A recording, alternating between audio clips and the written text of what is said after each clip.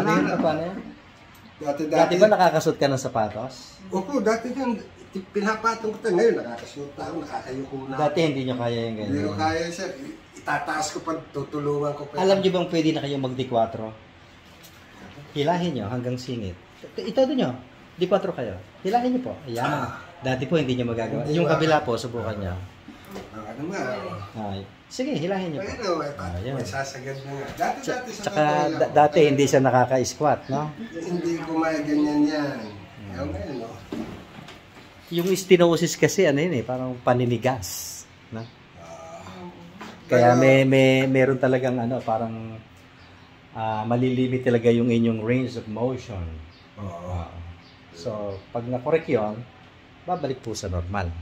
Ganun po. At saka na-feel ko naman kanina nung kinuha niyo sa akin yung bang yung sinabi nga nilang alamanan, kanilang gano'n. Naramdaman ko naman eh. Na-release. Oo, na-release sa kata. Kasi ang hinahanap ko talaga, yung pagka pumutok talaga yung sa spine ko, gumiginawa talaga ako. Ngayon, hindi na nila kaya. Tsaka pag dinidiinan na... Pero sir, alam nyo ba na ang spine at saka ang tuhod magkakonekta?